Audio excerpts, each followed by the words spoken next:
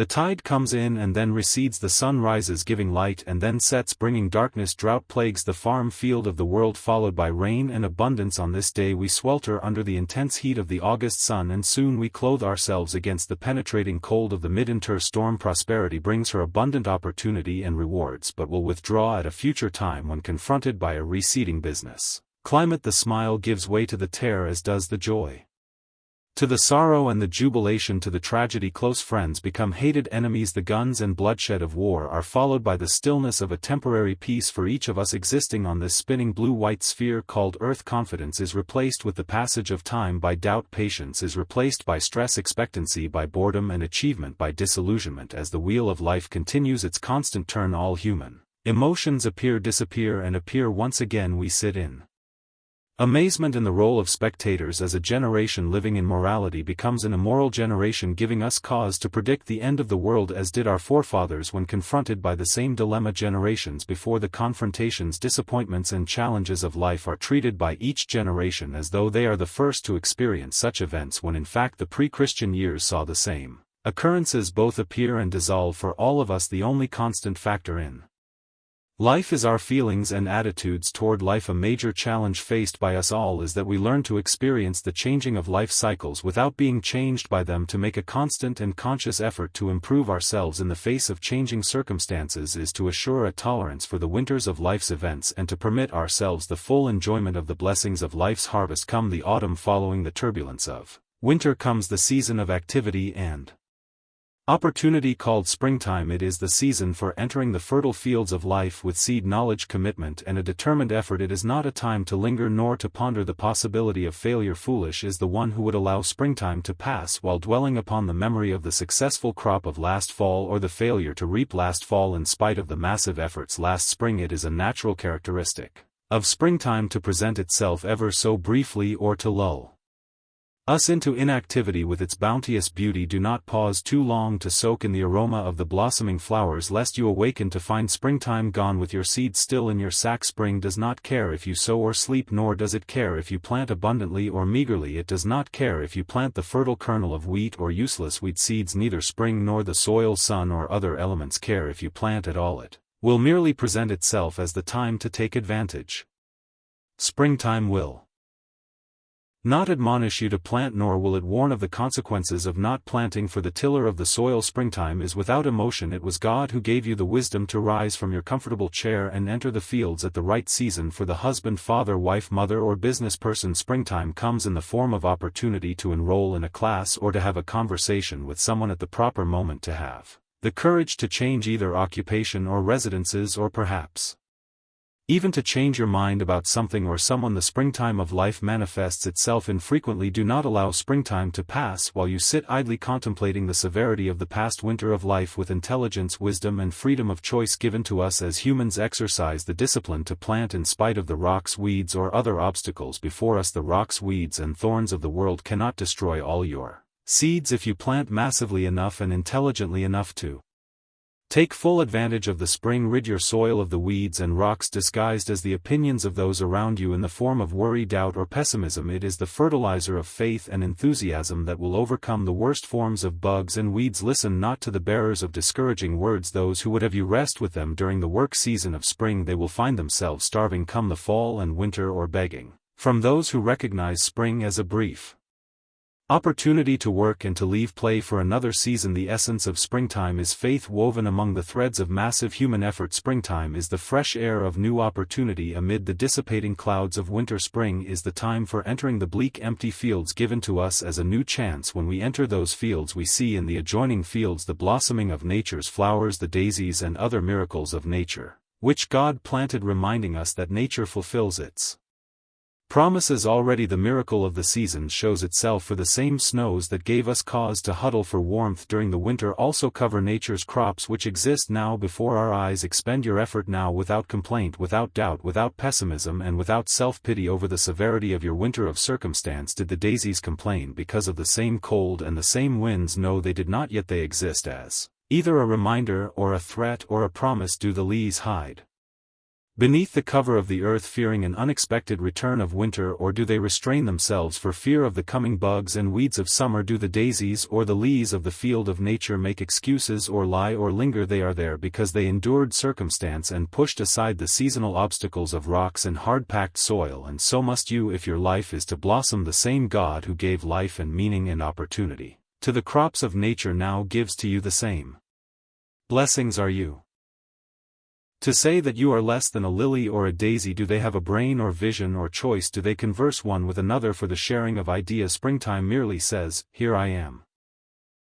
Springtime sends its life and its warmth. It sends us constant messages of its arrival: the robin, the squirrels, the return of the swallows, and the berries of the field for those whose own storehouses are empty. Springtime gives a smile to those who respond to its arrival, and a tear for those who sit or who make only half an effort. Some will work only a little, enough to give to themselves excuses for the meager results come the fall. Some will fish or play or sleep or lie among the wild flowers. Some will plant foolishly or quickly, not taking the time to perform to the level of their capability or intelligence. Some will trust only in the God who brought forth the wild flowers, forgetting the admonition that faith without works is dead. The warmth, the sun, and the fertile fields of the spring are but part of the formula for achievement. The catalyst that produces the final result is intense, honest, and consistent human effort, and through armly fund the problem. As humans we are given free agency, the right to choose, the right to use discipline or not use it, the choice to act with courage or huddle in fear, the choice to think or respond out of habit. When we are given free choice, more often than not we choose rest, or we choose half an effort, or we choose a convenient excuse. Sometimes we choose to remain indoors because of its comfort, or by a brook rather than in the field, knowing that the intelligence that lets us perform well will also let us lie well, or excuse ourselves well, or blame circumstances well. Above all, the gift of human intelligence and the freedom of choice that accompanies it is not a blessing but a curse, for it allows us to even fool and lie to ourselves, which is the height of ignorance. Choose action, not rest. Choose truth, not fantasy. Choose a smile, not a frown. Choose love, not animosity. Choose the good in life and in all things, and choose the opportunity as well as the chance to work. When springtime smiles on your life,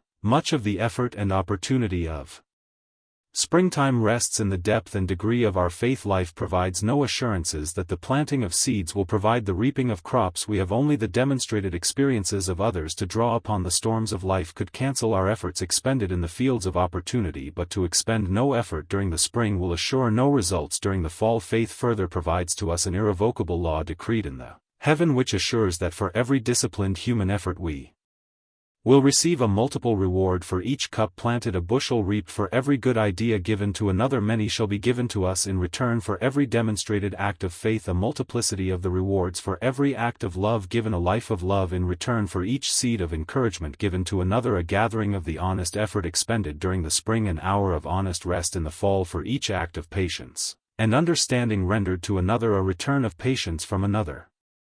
When our own acts give cause for disappointment, it is the promise of spring that as we sow, so shall we also reap. So lies reap lies, so greed reap poverty, so inactivity reap an empty storehouse. Choose to procrastinate, and surely an infant giant will grow to become a monster, rendering your future action ineffective. The act of planting during the warm breezes of spring requires that we exert the pain of human discipline, and being unwilling to do so assures that in the coming fall we shall surely experience the greater pain of regret. The difference is that the pain of discipline weighs ounces and the pain of regret weighs tons. We must either plant during the springtime of life or beg from others during the fall. A kernel of corn produces its own kind. A seed of doubt or fear or distrust placed in the mind also produces after its own kind. As certainly as the soil gives back like unto that which we place into it, so also does the mind of man give back in human circumstance that which we place into it.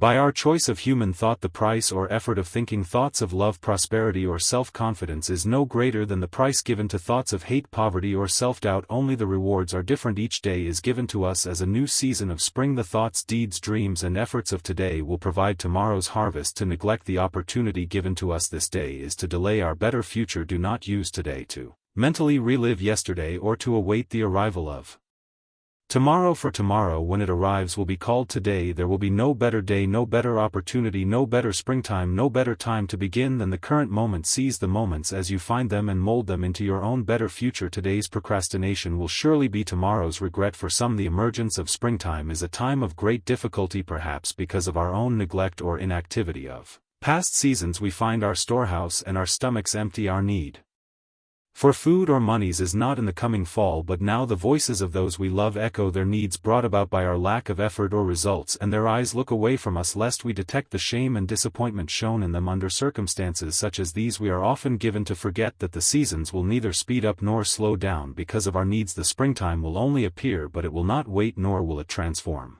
seed into harvest, as always the seed as well as our needs must await the changing seasons. We cannot ask nature for an advanced talent. Need, desire and prayer are meaningless to those suffering the painful consequences of earlier neglect, and with empty stomachs, barren storehouse and great regret we must enter the fields during this spring. For to neglect once again because of our demeaning circumstances is to assure a continuance of the current conditions. Finally become wise enough to recognize the faint glimmerings of the springtimes of life which manifest themselves each day, the opportunity to listen to the words of those wiser than ourselves, the opportunity to lift a child upon your knee, the opportunity to walk a beach with someone you love, the opportunity to absorb the value of a good book, the opportunity to speak good things of someone when habit prompts you to find a fault, the opportunity to watch the hummingbirds or the flowers or a butterfly perform its strange miracle. Seize the infrequent opportunity to do nothing for a change, or something for a change. Force yourself to turn off the television and embrace the opportunity for having family conversation or even silence. Opportunity surrounds us all, appearing and disappearing just as fast, leaving behind fond memories to those who responded to its appearance, or regret to those who were then too busy to bother. Life is truly a constant beginning, a constant opportunity, a constant springtime. We need only to learn to look once again at life as we did as children, letting